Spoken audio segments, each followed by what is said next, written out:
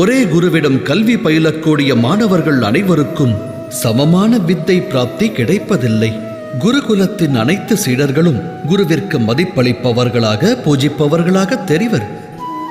ஆனால் அவர்கள் சமமான கல்வியை குருவிடம் பெறுவதில்லை.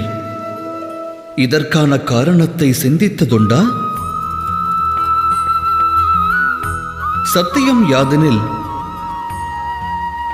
சரியான கல்வி பெறாதவனும் சமர்ப்பணத்தை அளித்தது போல் காட்சிக்கு தெரிந்தாலும் உண்மையில் சமர்ப்பணத்தின் அர்த்தத்தை அறியாதவனாவான்.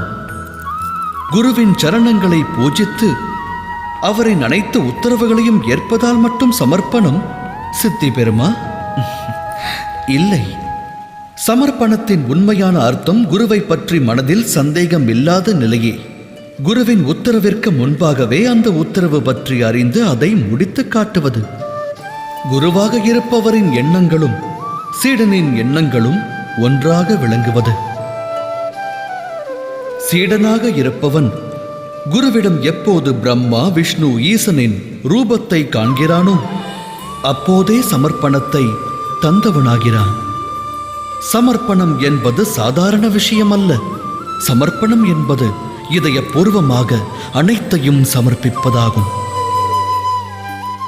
இது சத்தியம் என்றால் நம்முடைய அறியாமையில் சம்பந்தப்பட்டிருப்பது நமது மனம் அல்லவா?